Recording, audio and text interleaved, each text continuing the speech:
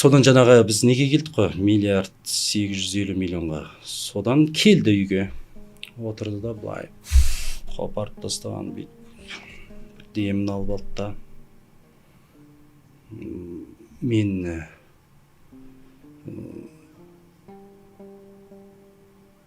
мамамдарды бәрін асырап шаршадым. Мен өзім кетейінші. Мен осы кинодан, басқадан ақшаны көтеріп, шетелге кетейінші. Мен шаршадым. Бәріңнен дейді. Өзінің әйелін қызғанбаған ер азамат емес деген сондай намыс та бар. Соны Дариға дедім. Мен бірінші рет айттым осы 2023-те. Осы сен что-то олжас дей бересің. Тек сені бір қызғанып неғып бара жатқан емес, просто отбасым сен что-то не көңілің кетіп қалды ма дедім. Ойбай, мен қайтемін деді. Деп бір сендім. Тағы да жүрміз. Бір күні киноның түсірілімі басталды. Сон барсам, уже Олжас мені теріс айланып қашып жүрді. Бәрін біліп жүрмін ғой, бәрін біліп жүрмін. Жарайды, мұны да көрейінші дедім да, Дариғадан тағы да айттым. Ол өзі звондады. Кино басталған. Дариға, мен барып енді кішкене бір жүрейін де, мына жақта тек қана ақшалар, мына сыртқы жұмыстар жасай беремін. Менде ана жақта жанында бір жарым бар, мына бір тіреу бар екен көрсін. Мен ана жақта барып кішкене ішкі жұмысқа да кірісейін бе деп. Сен келмеші. Келсең қазір мен ойнай алмай қалам. Олжас та ойнай алмай қалады. Сенен қорқады. Деп сондай әңгіме айтты. Сен что-то ұнамай тұр маған, Дариға. Шынында айтшы, сен не что-то көңілің кетіп қалмады ма деп едім.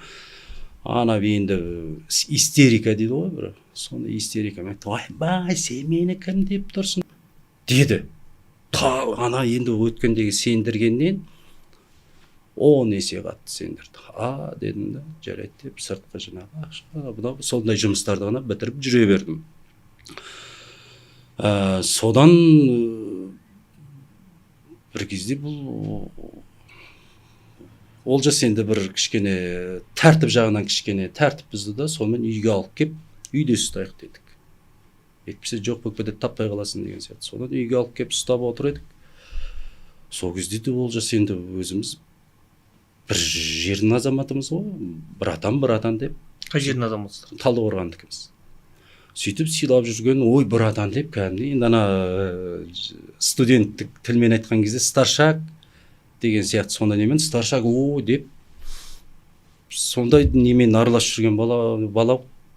Бір атан деп кәдімгі үйден келіп жатып, үйден тамағымды ішіп. Сол кезде де бір андай немді білдірткем, сесімді білдірткем.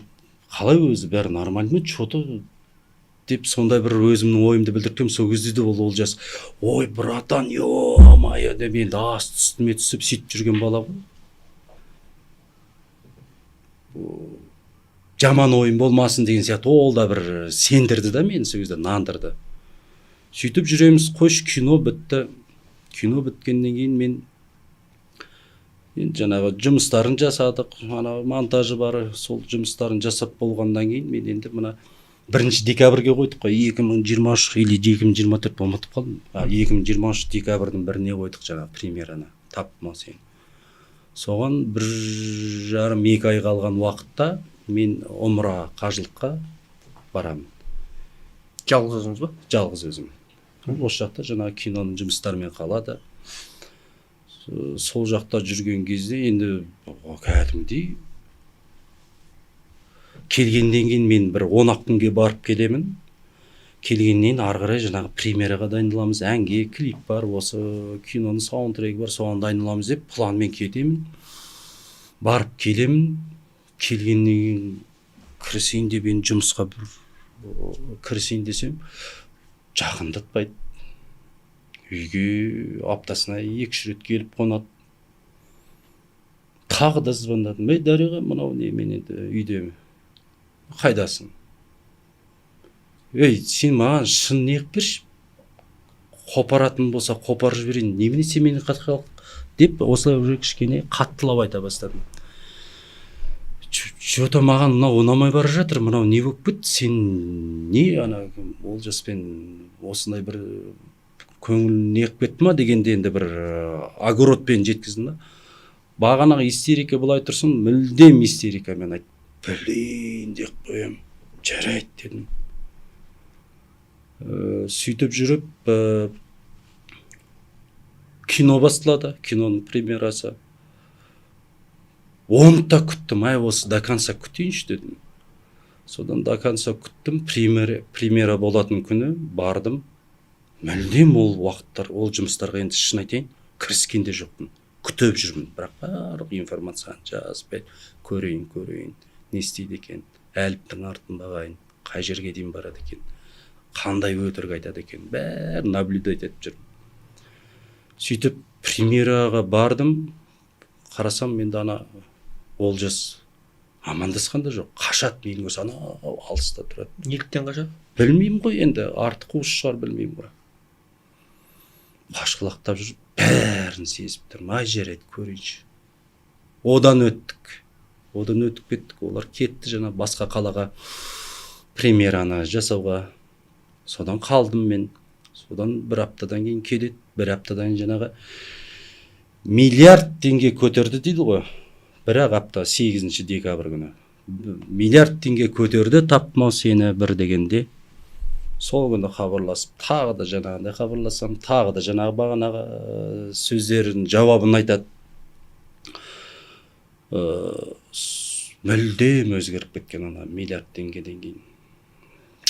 Айналайын, сен бүйте қойшы, не болды, мен не қылам деп, мүлдем есімде де жоқ ана сөздерді, білмеймін, пісіп кеткен уже, сондай бір немен хабарласып, әйтеуір қарай бәрі өзінде жақсы ма деген сияқты не қылады, бірақ сен бүйте қойшы, уже сондай сөздер сөйлеп тұр да. Ой алла, көрейінші до конца.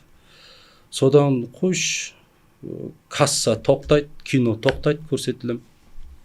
Миллиард 850 миллион жиналады. Сол уақытта тура сол осындаймен тоқтады, Дариға Бадықованың киносы деген енді айтылады ғой. Миллиард 850 миллион теңгемен тоқталды дегенде. Мүлдем өмірі көрмеген Дариғаны көрем ғой хабарласқан кезде. Тархан, мен ертең деді ма, білмеймін, қысқасы келем, екеуміз сөйлесейікші деді. Окей, көрейік. Келді үйге. Келді де отырды да, бәрін қопарып тастаған сияқты отырды.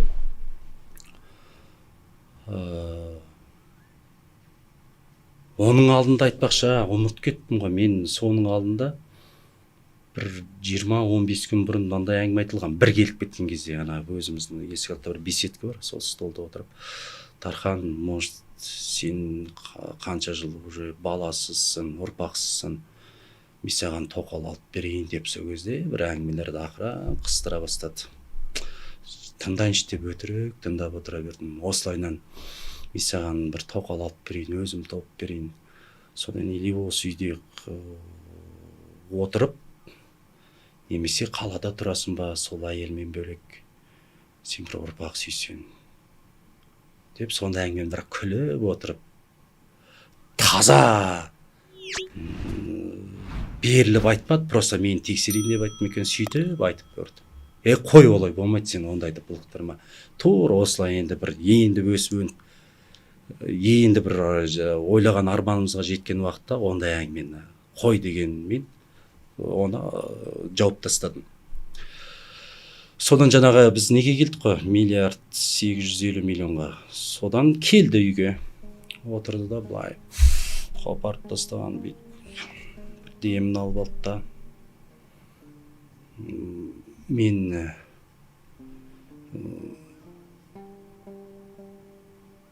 мамамдарды бәрін асырап шаршадым. Мен өзім кетейінші. Мен осы кинодан, басқадан ақшаны көтеріп, шетелге кетейінші. Мен шаршадым. Бәріңнен дейді. Кім айтады? Дариға. Енді жарайды, бәріңнен болса да, енді анаңды үйтіп айтпа енді. кетесің ғой анаң ғой, жарайды ал деп қайтадан айтсыншы деп өтірік соның әңгімесіне бұрдым. Осылайынан мен кетемін, маған болды, кедергі жасамаңдаршы деп әңгімесін өстіп, осындай әңгімелерді бықсытып отыр да. Жарайды, бірақ неге сол әңгіме осы 17-16 жыл ішінде айтылмады, неге қазір айтылып отыр? Сен шынымен сол анаған көңілің кетіп қалған жоқ па деп, ана жерде ойбай, басында телефонмен жаңағы немен телефонмен ғана естіп жүргенім ғой. Ананы енді көзінше естіген кезде истерикамен ойбай бүйтіп тура шашын бүйтіп жылмалаған сияқты болып, ойбай мен қайтемін деді. Не қылмағанмын деп жүр. Сондай истерикамен айтты. Содан тұрдым да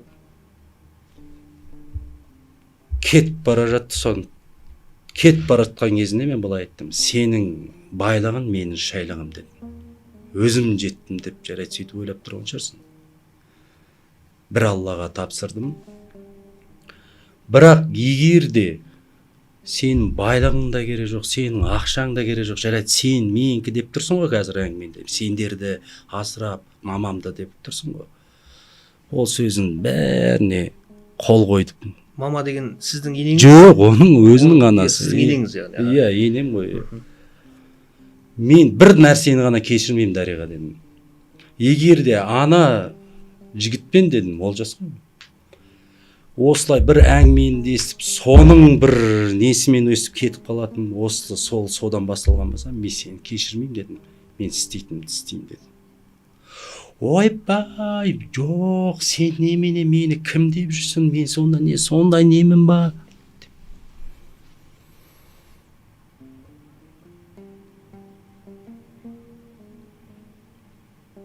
Солай айттым, жолың ашық, бара бер дедім.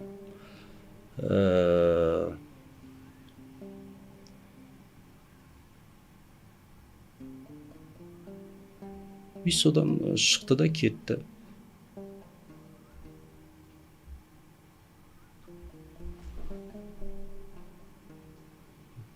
Солай болды. Та бір-екі нем бар еді қазір, өзі ойға түссе не қыламын.